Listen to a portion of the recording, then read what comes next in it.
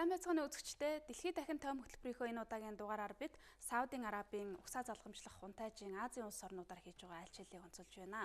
За энэ айлчил ер нь ямар зорилготой олон улсын харилцаа, эдийн засгийн харилцаанд ямар үр нөлөө үзүүлж болох вэ гэдэг ийм сэдвээр бид ярилцахаар Хүмүүнлэгийн ухааны их сургуулийн олон улсын харилцаа, нийгмийн судлалын сургуулийн ахлах багш Мигмар Доржийг ураад байна. Танд энэ өдрийн мэнд хүргэе. Бидний урилгыг хүлээн авсанд баярлалаа. Урьдчилан хөтөл баярлалаа. За тэгэхээр энэ айлчил юу н яагаад хийгдэх болов гэдгээс ярилцлага эхлэе гэж бодож байна. За өнгөрсөн өдрүүд буюу өнгөрсөн 7 хоногт Сауди Арабын угсаа залгамжлагч хунтайж Мохаммед бин Салман Пакистан энэ этхийг бүгд найрамд хятад тусгасан улсуудаар айлчлалаа. Тэгээ энэ айлчлалын үндсэн зорилгыг ярихаас өмнө олон улсын харилцааны нөхцөл байдал тийм ээ өмнөх үеийн хагас жилийн гэж ярьж болно. Нөхцөл байдал ямар байв гэдгийг бас эргээд харах хэрэгтэй байна. Тэгэхээр учир юу гэхээр өнгөрсөн 9 сард Сауди Араб гаралтай Вашингтон пост саний сэтгүүлч Жамал Кашогиг Туркдэх Сауди Арабын ерөнхий консулын байранд зэрлэгээр амнарсан хөнөөс өөр явуулсан. Энэ үйл явдлыг бол барууныхан бин Салманы захиалгатаар хийгдсэн үйл явдал хэмээн үзэж түүний энэ үйлдэлийг бол хүн төрөлхтний эсрэг хийж байгаа, чөлөөт сэтгүүл зүй эсрэг хийж байгаа, ностой гэмтэрх гэж үзэж өөрийн үнэт зүйлийг ностойгоор тийм зорчсон юм үйл явдал хэмээн үзэж буруу шааж эхэлсэн. За тэрний өмнө Сауди Арабын Йемений эсрэг хийжсэн цэргийн ажиллагаадаа ялангуяа Йемений шашны цөөнх болох шиитүүдийн эсрэг дайлуу Сауди Арабын баруун өмнөдөр байдаг шии урсгалынхны эсрэг хийжсэн цэргийн ажиллагааг мөнд буруу шааснаар Сауди Араб болоод Америкийн тэргүүтээ өрний орнуудын хооронд нөхцөл байдал нэлээд хорсдож эхэлсэн. Хэдийгээр Сауди Араб Америкийн нэгдсэн улсын уламжлалт юу гэдэг нь стратегийн гол холбоо геополитикийн чухал түнш улс тэгээд ойролт орондох юу гэдэг нь нефтийн тийм ээ гол их үсвэр гэж үзэжсэн улс байсан боловч энэ хоёр үйл явдлаас хойш Сауди Араб өрний улсуудын хооронд томоохон хүүтрэл гарч ирсэн. За энэ хүүтэрсний хамгийн том илрэл бол өнгөрсөн 11 сарын 30-нд болсон Буэнос Айресын дээд хэмжээний уулзалтан дээр их хорийн 20 бүлгийн уулзалтан дээр өрний улсуудын төлөөлөгчд цөөн хэдийг эс тооцвол Сауди Арабын хунтайчтай бол гар бариагүй, түүнтэй мэдлээгүй, түүний зөврүүч хараагүй юм бодлосон. Энэ нь ерөнхийдөө нөхцөл байдал Сауди Арабын эсрэг өрнийхэн эргчжээ гэдгийг бол харуулсан тийм том үйл явдал болсон. Тэгээ энэ явдлын дараачаар яг энэ G20 уулзалтан дээр Путинтэй уулзжсэн бин Салманы тэр уулзалтын дүр зураг барууныхны хэвлэлээр гарч ирсэн тийм ээ нөхөрсөг биеиндээ дэмжсэн тийм уур амьсгалтай.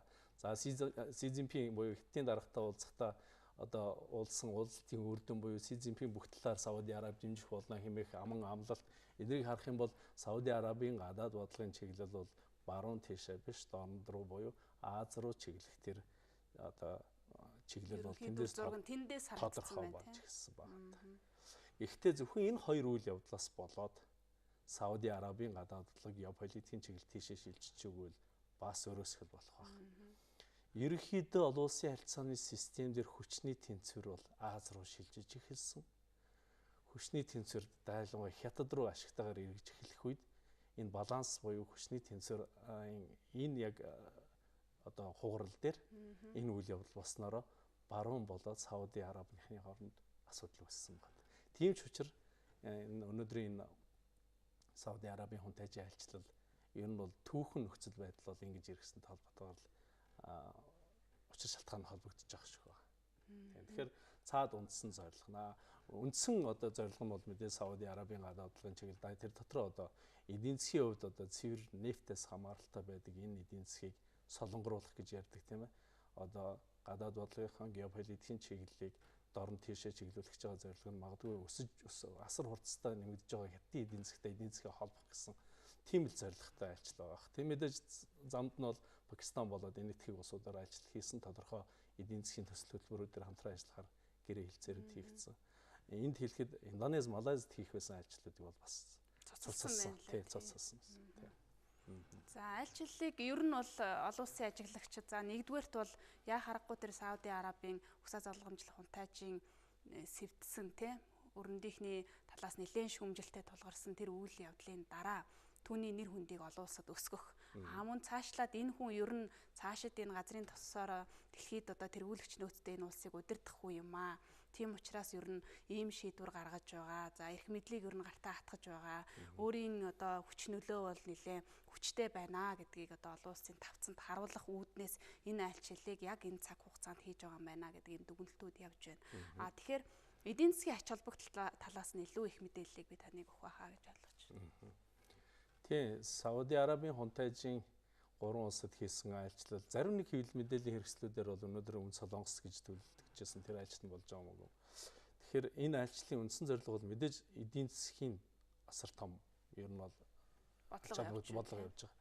Тэгэхээр 2015 онд шиг санаж байна. Би буруу санааг бол Сауди Арабын одоо угсаа залгамжлах хунтайж болон шийдвэр гаргагчдын төвшөнд Vision 2030 буюу одоо монголчлол ASEAN 2030 буюу ер нь стратегийн зорилтыг Сауди Араб 2030 онд хаана хүрсэн байх юм бэ гэдэг ерөнхий төлөвлөгөөгөө танилцуулсан. Энэ төлөвлөгөөнийхөө одоо тэр зорилгыг биелүүлэхэд хятадын бүс бат зам бодлого ерөнхийдөө юу гэдэг нь тийм ээ дим димэндээ явах боломжтой юм байна гэдгийг бол нэгдүгээр сувг, хоёрдугаар сувг тийм бусад судлаачдын төвшөнд ер нь бусад яамдын төвшөнд ч гэсэн өрсөлдөн ярилцсан тохиролцсон зүйлүүд байгаа болов уу гэж анзаарагдаад байгаа. Өнөөдрийн айлчлалын үр дүндээс харахад. Тэгэхээр Сауди Арабын геополитикийн байршлал үнэхээр юу гэдэг нь дэлхийн геополитикийн байршлаар хамгийн гайхалтай гоё байршил. Баруун талд нь Улаан тэнгис, зүүн талд нь Персийн булган асар том нефтийн орд байна. Тэгээд Евразиа, тийм ээ Африк соёлын огтлцол дээр байж байгаа. Энэ болохоор хэм хүний ер нь анхаарал татах ийм газар зүүн байршил. Энэ байршлаа зүгээр хин нэгний бодлогын нөлөөнд дотор явуулаад ахгүй эсвэл өөрөө энэ байршлаа ашиглаж геополитикийн одоо бүс нутгийн чадвартай тоглогч болох уу гэдгийг л шийдэх шийдэл бол одоо энэ Бин Салманы гарт байна л да. Залуу удирдагч ихэд зүгээр миний судлаачнуудаар харахад бол дотоод хийсэн улс төрийн өөрчлөлтүүд өнөөдөр хийж байгаа ажлуудыг харахад тийм ч муугүй шийдвэр гаргагч юм шиг байна. Гэхдээ цаг хугацаа харуулна энэ түүний энэ хүү гаргаж байгаа шийдвэрүүд нь үнэхээр яг тийм цаг хугацаагаа олсон үр дүнтэй шийдвэр байж чадах уугүй гэдгийг цаг хугацаа харуулах бах. Тэгээд яг нөгөө эдийн засгийн ач холбогдолтой талаас нь харах юм бол улс улсад Пакистанд хийсэн айлчлалын үр дүн, Энэтхэгт хийсэн айлчлалын үр дүн, тэгээд Хятадд хийсэн айлчлалын үр дүн гэд тусад нь авч үзэж болно. Нэгтгэхэд бас нэг зохицоор нь авч тайлбарч болох байхаа. За Пакистанд бол 20 тэрбум, Энэтхэгт бол нэг ойрын 2 жилдээ нэг 100 тэрбум орчим Америк долларын хөрөнгө оруулалтыг ер нь хийх боломжтой гэж амлалчлаа. Хятад дээр бол нэлээд бүр стратегийн чухал тохиролцоонд хүрсэн болтой ийм мэдээллүүд бол өнөөдөр харагдаж байна л да. Хятадын даргын хувьд одоо манайх бол одоо Сауди Арабыг эдийн засгаа солонгоруулахад бол одоо дэмжлэг үзүүлэх болно гэж байна. Хоёрдугаарт Сауди Арабын улс төрийн дотоод нөхцөл байдалд гадны ямар нэгэн улс оролцохын эсрэг бид бол одоо байр суурьныг байгаа шүү гэж байна. Цаашдаа бас бүс ба зам гэдэг төсөлтөөгөө уялдуулаад бид бол одоо маш том өргөн далаацтай эдийн засгийн хамтын ажиллагааг явуулах болно гэдэг ийм тохиролцоонд бол одоо хүрчлээ гэд Си Цзиньпин даргын мэдээлэл дээр бол харагдаж байна л да. За тэрийг ажиглагчдын хувьд бол Си Цзиньпиний хувьд ер нь бүс ба зам гэх энэ том санаачилгаа Сауди Араб гэдэг одоо энэ стратегийн чухал байршилтай эдийн засаг нь маш хүчтэй тийм ээ. Бас эдийн засгийн одоо том зорилт тавьсан байгаа энэ улстай уялдуулаад Улаан тэнгисээр дамжаад Европ руу одоо худалдаагаа гаргах ийм том зорилтыг бол Хятадын талаас энэ айлчлалтай холбогдуулаад зарлчих шиг боллоо гэд одоо гол хэвлэл дээр нь бол мэдээлсэн байна лээ. Танд одоо үүнийг цааш нь дэлгэрүүлээд ярихад ямар мэдээллүүд байна? Тэгэхээр Хятад хийх айлчлалын өмнө Пакистанд ихний айлчлал хийсэн. Пакистанд хийсэн айлчлалын мэдээ зорилго нь бол Сауди Арабын геополитикийн гол өрсөлдөгч бол Иран. Сүннит, шиит, шашны гэхээсээ гадна мэдээж бүс нутгийн гол тоглогч болсон исламын одоо ертөнцийн гол байр суурь талхсан энэ хоёр их гүрний одоо бүс нутгийн гүрнүүдийн тоглолт бол энэ дунд Пакистан өөрөө геополитикийн хувьд их ач холбогдолтой газар байгаа. Энэ хоёрын тэнцвэрийг барьдаг гэдэг юм лээ. Тий. Тэгээд нөгөө Иран энэтхийн харилцаан дунд бас нэг юм тэг саад болох газар зүүн байршлын хувьд яг тийм байна. Тэгээд Пакистанд хийсэн айлчлалын үр дүнд 20 тэрбум долларын хөрөнгө оруулалтын гэрээ байгуулсны 10 тэрбумыг Гвадар бомбдох нефть боловсруулах үйлдвэрт хийхээр болсон. Тэр нефть боловсруулах үйлдвэрийг барих гэж байгаа Гвадар бомбт бол Хятадд 43 жилийн хугацаатай түрээс эзэмшүүлэхээр болцсон юм гэрээ хийгдсэн. Ерөнхийдөө нөгөө Хятад Пакистаны эдийн засгийн коридор хэмээх коридор Хятадыг шууд энэтхийн далаар гаргах, Персийн булан руу гарах энэ коридорыг одоо эцсийн цэг нь Гвадар бомбдох. Тэгэхээр тэнд өөрөлдөл Сауди Арабын хямд нефтийг тэнд боловсруулад амбиц нь бол Хятадын амбиц бол тийшээ одоо автозам, төмөр зам, газ болон нефтийн хоолой тавих. Хэрвээ нефтийн хоолой тавьж чадаж гимэн. Ер нь энийг бол Пакистан болоод Хятадын дээд түвшний түвшинд бараг шийдчих шиг болсон. Гэтэ мэдээж хүндрэлүүд бол байгаа. Хэрвээ энэ Гвадар момтын хөрөнгө оруулалт бол уже эхэлсэн. Хятадын талаас 200 сая долларын эхний хөрөнгө оруулалтыг хийгээд дараа нь 120 сая долларын хөрөнгө оруулалт хийсэн. Энэ бомбд бол өөрийн мөнгийг оруулсан, тодорхой хугацаагаар эзэмшгээр заасан. Тэгэхээр Пакистаны айлчлал бол Хятадын айлчлалтай шууд холбогдож байгаа. Тийм ийм айлчлал болж байгаа. Яг геополитик. Тэгээ Хятад яг Гвадарын бомб руу шууд гарах сонирхолтой байна гэхээр Хятадын нефтийн одоо импортын далайн тээврийн за бараг 100% нь Малаккагийн одоо хоолоогоор дамждаг.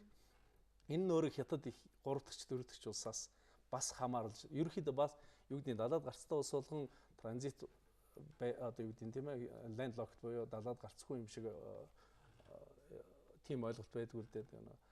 Хиний бомбтой хиний хяналтын бомбоор дамжуулж одоо далайн тээвэр хийж ийн гэдэг чинь бас өөрөө геополитик эрсдэлтэй байдаг. Тэгэхээр Хятад энэ эрсдлийг бол тооцож байгаа. Персийн булан руу гарах гол гарц бол шууд хуурай замаар Гвадар бомб руу Пакистанаар дамжиж гарах гарц гэж үзэж байгаа учраас тэрийг нөгөө нэг 2030 төсөөлөл. За тэгээд нэг зам юу хоёрыг аваач холболтын ихний цэг нь бол Гвадар бомб тийм шүү. Тэгэхээр тийш Сауди Арабын хөрөнгө оруулалтыг Хятад дэмжинэ гэдээ хэлсэн.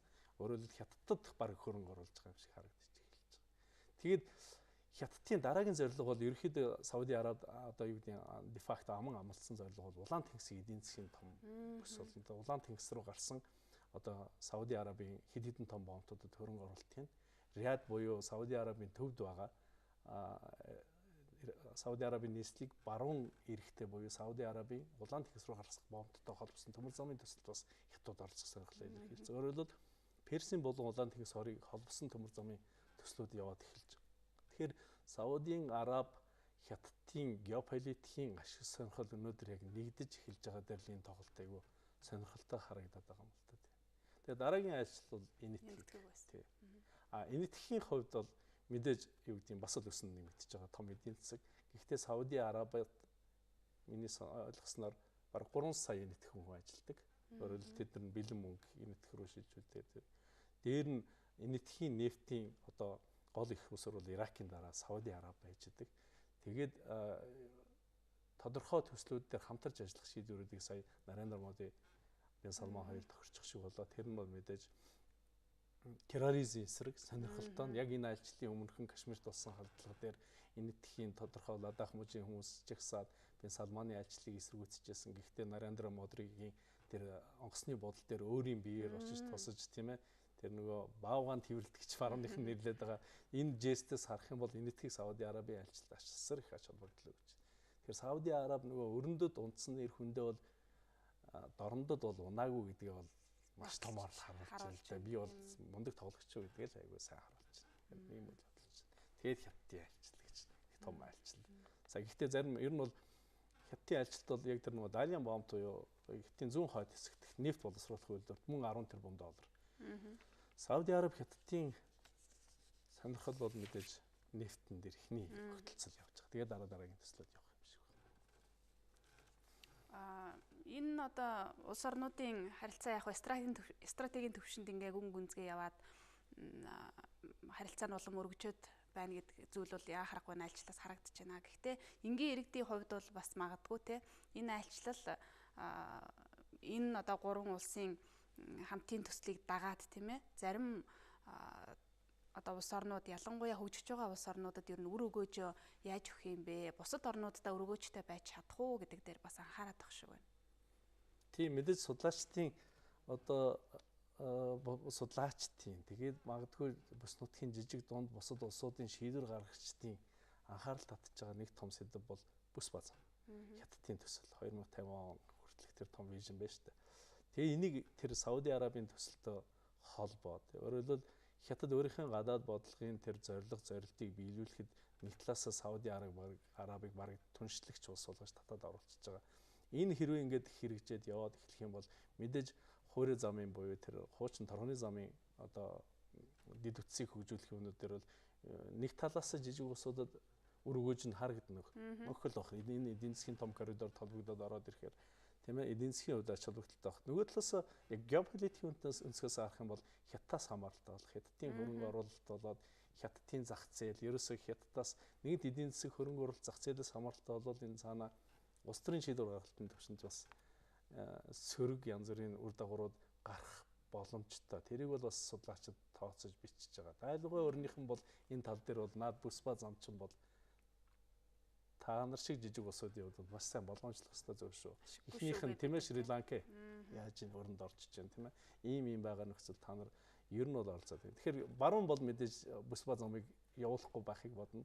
Хятад бол явуулахыг бодно. Энэ дунд Сауди Араб айхтар тоглолт хийгээд байгаа нь хэрвээ баруун биш бол зүүн хэрвээ надад ашигтай бол хинч байж болно гэдэг хувьдаараа явж байна. Тэгээд саяны тэр одоо уугар Шинжаан уугарт явуулж байгаа Бээжингийн бодлого буюу тэнд нэг одоо үгдийн засан хүмүүжлэх лагер шиг юм барьсан гэж судлаачид үзээд байгаа. 1 сая Шинжаан уугар болж өгөхгүй нөхдүүдийг тэнд хүмүүжүүлэх дахиж тархин угаах тийм лагер барьсан. Тэнд хүний эрхийг зөрчиж байгаа асуудал бол баруунд бас шууган болж байгаа. Эндээс исламын улсууд мэдээж энэ чинь ислам хүмүүсийн эрх ашиг зөрчиж байгаа учраас исламын улсууд тодорхой байр суурь илэрхийлж байх шиг байна. Гэтэл Сауди Араб маань өөрөө 2 Мекка Мединий төв ислам шашинтныг одоо хамгаалах цорын ганц эх орн гэж үздэг улс маань энэ дээр бол хятадын дотоод асуудал гэдэг байр сууриас өнгөрчлээ. Гэтэл Турк бол энэ бол одоо хүн төрөлхтний өмнө хийж байгаа ич хүртэй гэмт хэрэг гээд шууд Туркийн гадаад хэрэг ямаас мэдэгдэж байгаа ч. Тэгэхээр Сауди Арабын гадаад бол Дайлгой Бин Салманы гадаад бол айхтар прагматик буюу тэр шашин одоо юу гэдэг нь холбоотон уламжлал гэсэн зүйлүүдийг тооцоос илүүтэй тэр ирээдүрөө хандсан хөгжлийн загвараа тодорхойлох гэсэн. Тэгээд хин хүчтэй байна, тэрнтэй тоглох гэсэн прагматик бодлого явж байгаа болоо та гэж харагдсан. Сая бас тэр Ши Жинпин даргын Салмантай хийсэн уулзлахаа дараа хийсэн мэдээлэл дээр байна л дээ тийм. Аль альныхаа одоо дотоод улс төрийн асуудалд хөндлөнгөөс оролцохгүй оролцсон улс орнуудыг бол бид бас хүлээн зөвшөөрөхгүй гэдэг. Энэ бас нэг нэлээд том юм зүйлийг хэлээд байна да. Тий. Ер нь нөгөө нэг Си Цзиньпин даргачин шийдвэр гаргалтын бас баруун судлаачтай айгүй том загвар болдог хүн шүү дээ. Шийдвэр гаргагч ямар байх хэвээр, үгэн дээрээ юу анхаарах хэвээр, энэ үг нь юу илэрхийлж байгаа гэдгийг айгүй сайн одоо юу гэдэг жишээ болдог хүн. Тэгэхээр Си Цзиньпиний үг бол зүгээр нэг үг бас байдаггүй. Тэр үг бол ер нь цаанаа асар их бодлоготой бодож иж хэлсэн үгнүүд байдаг. Тэгэхээр тэр үг бол өрн баруун тийм ээ барууны улсууд одоо бидний хэрэгт бол орох хэрэггүй шүү. Бид нар танаа хэрэгт оролцохгүй, та нар бидний хэрэгт оролцохгүй. Тэгээ оролцох аваас гэдэг дараагийнх нь өгнүүд нь явж ах шиг байна л да. Тэгээд сая энэ Си Цзиньпин даргын шинэ жил буюу өнгөрөөд 1 сарын 1-нд хэлсэн эхний үгэн дээр анализ хийхэд бол Тайваныг бид нар нэгтгэх болно. Шаардлагатай гэж хүч хэрэглэн. Энэ үг нь юу гэсэн үг хэрэг нөгөө Америк Хятадын тохиролцоо Тайваныг эвзэн замаар нэгтгэнэ гэдэг бол одоо бол түүх өнгөрсөн. Биднэрт эрх мэдэл хүч чадах нь байна. Бид хийх ёстой юмаа хийн хин нэгнэр заалгуулахгүй гэдэг. Тэр процесс руу шилжиж байгаа том илэрлэл юм болоо та. За Хунтайчийн айлчлалын хүрээнд бас яригдж байгаа нэг зүйл бол Хятад улсад хийсэн айлчлалын хүрээнд тийм. Хятад ер нь цаашдаа Сауди Арабтай харилцаагаа улам өргөжүүлж бэхжүүлэх замаар ойрогт орндын бүс нутагт өөрийн нөлөөгөө эдийн засгийн ялангуяа энэ нөлөөг бол одоо өргөжүүлж тэлэх ийм бодлого давхар явж гин гэдэг одоо зүйл бол энэ айлчлалаас харагдаад байна гэж ажиглагчид бас бичсэн байна лээ. Тий, яг тий. Ажиглагчид яг тэгж бичиж ирсэн. Өөрөлд ойрогт орнд дахь одоо уламжлалт геополитикийн гол оролцогчид бол мэдээж Америкийн нэгдсэн улс эргийн бүсийн бодлого явуулдаг. Дотроос нь бол мэдээж хуучин бол зөвлөлт бат улс байсан, Оросын Евразийн бодлого явуулдаг байсан. Ойрогт орндын хин хяман тэр ерөөхдөө Бага Азийг, Хойд Африкийг, магадгүй Азийг хянах тэр гол цэг гэж үзэжсэн тэнд нефт байна, дэлхийн нөөцийн тийм. Тэгэхээр Хятад бол одоохондоо яг тэр ажиглагчдын байр суурьнд хариу хэлээд байна. Бид нар энд ямар ч геополитик ашиг санал байхгүй. Бид энд хөрөнгө оруулалтын эдийн засгийн хувьд одоо өөрөөр вин-вин буюу хамтдаа хөгжих зарчмыг баримтлана. Харилцан ашигтай явна. Тэгээд тэр улаан тэнгисийн орчинд хийх Хятад Сауди Арабын эдийн засгийн харилцаа хамтын ажиллагаа ерөнхийдөө өндөр технологийн салбар дээр явах юм шиг байна. Цаашдаа ирээдүйд байна. Мэдээж одоо бол нефт боловсруулах тийм ээ худалдаа эдийн засгийн ингээд Сауди Арабын хувьд бол Хятад нефт экспортлж байгаа орнуудын хувьд одоо Оросын дараа байна. Энэ байр суурь бол 2 жил дотор буюу 22 он гэхэд Сауди Араб нэгдэх түвшинд гарна гэж байна. Тэгэхээр хятад Сауди Арабын хямд нефтнээс тийм ээ ерөнхийдөө хамааралтай гэж болох боловч нөгөө талаас Сауди Араб хятадаас хамааралтай болж эхэлж байна. Өөрөлд зах зээл нь Сауди Араб хятад руу шилжээд. Тэгэхээр энэ хоёрын харилцаа бол мэдээж геополитикийн хувьд хол байгаа хятад бол тийм сонир биш. Яг асуудал биш болчихлоо шүү дээ. Хөрс зэрэгэлдээ байх нь сонир биш. Тэрийг Африкаас харж болно, Латин Америкаас харж болно. Тэгэхээр Сауди Араб хятадын энэ түншлэл бол хятадуудын хэлж байгаагаар зөвхөн эдийн засгийн байх юм болов. Ер нь бол хятад бол тэнгисийн хүчний бодлого буюу механий тэнгисийн хүчний бодлогыг хятад судлаачд бол асар их судалдаг. Николас Спайкманы эргийн бүсийн Remnant концепцийг хятад асар их судалдаг. Тэгээ Оросын Евразийн геополитикийн бодлогыг судалдаг. Америк тэнгисийн болоод эргийн бүсийн бодлогыг явуулдаг байхад Орос Евразийн буюу их газрын бодлогыг явуулдаг гэсэн. Хятадын бүс ба зам бол хоёуланг явуулж байгаа геополитик. Тэгэхээр хятад бол тэр амбицтай 2050 он гэхэд бид нар хүрнэ гэдгийг бол өнгөрсөн жил Сизипи хэлтгэлдээ хэлсэн. Сая Ши Жинпин дарга хэлсэн байл л дээ. Сауди Арабыг танах одоо эдийн засгаа тэг газрын тоснос хамааралтай биш болох энэ зорилтыг чинь бид дэмжиж ажиллана гэж. Энэ ямар утгатай вэ? Яг одоо газрын тосноос маш их орлого олдог Сауди Араб өөр ямар салбараас хятадтай хамтарч эдийн засгтаа орлого оруулдаг болох вэ? Ши Жинпиний үг ер нь яг нарийнда цаад утга нь юу юм?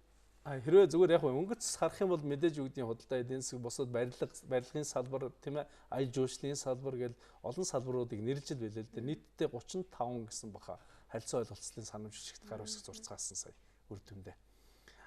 Гэхдээ тэр бусад салбарыг чинь хөгжүүлнэ. Зөвхөн нефтээс хамааралтай байгаа эдийн засгийг бид нар солонгоруулахад тусалцаа үзүүлнэ гэдэг санаа нь бол мэдээж Сауди Арабын өргөн хэрэглэн бараа бүтээгдэхүүн барилгын салбар болоод бусад аял жуулчлалын салбар ч гэдэг юм уу олон салбарууд баруун эдийн засгаас одоо мөнөө хүртэл хамааралтай байгаа.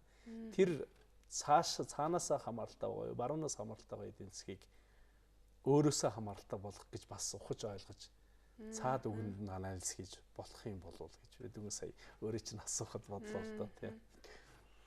За Сауди Араб бол одоо шинэ удирдлагатай болох нэ цаашид тий. Энэ мессежийг бас давхар энэ айлчлалаар өгж байгаа шиг байна. Яг байна тий. Өмнөх үеийн Сауди Арабын угсаа залгамжлагч хунтайч нарыг зарлаад түүнийг хаан ширээнд баталгаажуулахгүйгээр цуцалдаг тохиолдлууд гардаг байсан. Тэгээд Мухаммед бин Салманы хувьд бол 17 онд түүнийг хунтайжаар зарлсны дараа өнгөрөө энэ маш богинохон хугацаанд өөрийн Саудын удмынхны айгүй олон тэрбумтнуудыг нэг газар хорж тодорхой баг миний ойлгож байгаагаар бол тэр ямар нэртэй вэ буудалд удаан хугацаар 80 гаруй хоног 90 хоног 3 сарын тэр хорьсны үр дүнд нөгөө хэд нь бол турж ицсэн шинжтэй гарч ирээд тодорхой одоо юу гэдэг юм те тохиролцоонуудыг бол Бин Салмантай хийсэн байгаа. Тэгээд Сауди Арабын нэлээд олон тэрбумтнууд бол нэлээд олон тэрбумуудаас салсан юм шиг байна. Тэгээ өөрөлд энэ юу харуулад ирэхээр Бин Салман бол дотооддоо улс төрийн эрх мэдлийг ер нь баг өөртөө төвлөрүүлээд авчлаа. Тэгээ угсаа залгамжлах ирээдүйн хаан гэдэг нь ойлгомжтой болчлоо. Түүний аав өнөөдрийн Сауди Арабын хаан бол эрх мэдлийг хүүдээ ер нь баг шилжүүлчлээ. Шийдвэр гаргах эрх мэдэл Бин Салманд ирсэн юм шиг байна.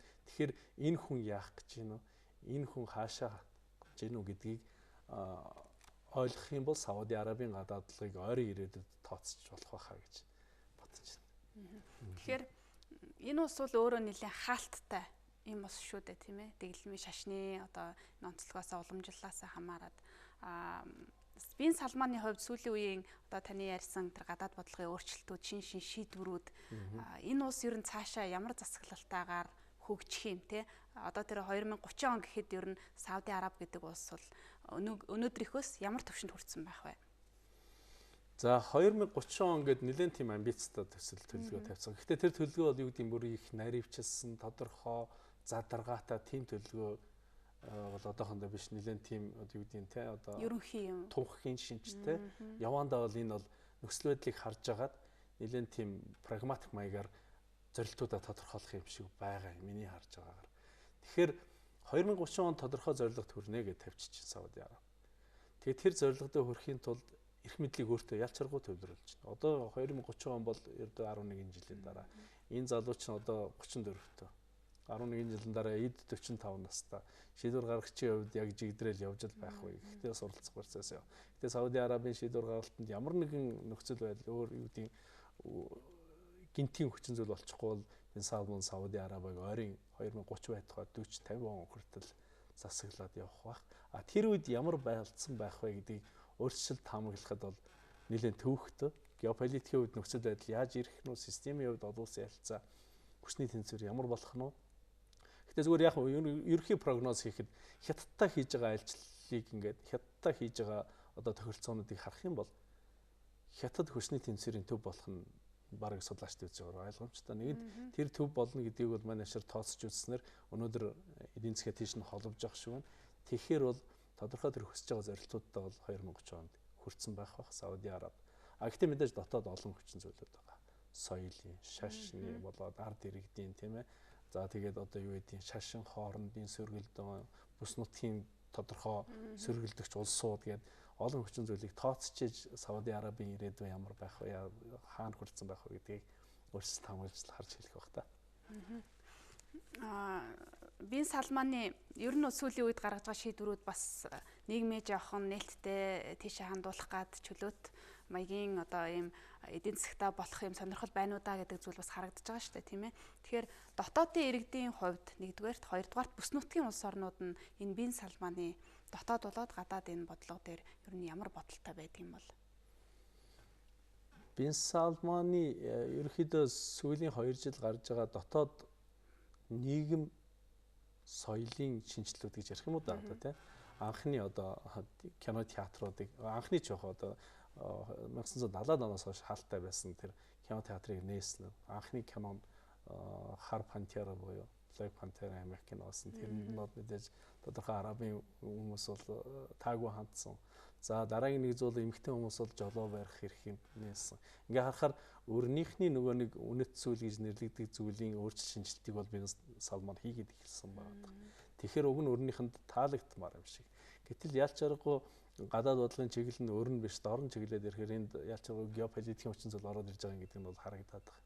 Тэгээд дотооддоо бол одоохондоо нэлээд хаалттай нэг юм. Бин Салманы эсрэг ямар нэгэн байр суурь илэрхийлэгч үт юм уу, тийм ээ, ард түмэн жагсагч үт юм уу, тийм бол одоохондоо байхгүй. Хамгийн их хэрэг мэдлэлтэй гэж үзэгдэг Саудын гэр бүлийн тэр хүмүүс өнөөдөр дууга хүлцэнгүүгээр түүний шийдвэрийг хүлээн зөвшөөрж байна шүү дээ. Тэгэхээр дотроо бол Бин Салманы ямар нэгэн өөрчлөлт, гадаад дотоод улс төрийн бодлогын өөрчлөлтийн тэрийг дэмжсэн, эсэргүүцсэн тийм нэг юм анзаарахгүй. Мэдээж яг араб судлаач хүмүүсийн хувьд бол энэ ондоо өнцгөөс харж болох байх л та. А гадны одоо хөрс сэргэлдээ Оросд орны исламын улсууд дотор нэлээд байдал айгүй тийм юу гэдэг тийм ээ анхааралтай төвшөөртэй болж эхэлж байна. Туркийн хувьд, Ираны хувьд, за Пакистан бол энэ ерөнхийдөө нэг судлаач бол ингэж үздсэн Пакистан юу гэдэг Хятадын эдийн засгийн коридор гэдэг байгаа чи ер нь бол Сауди Араб Хятадын холбоо. Тэгэхээр Пакистан бол зүгээр шатрын хөлөг дээрх хүү юм биш үү?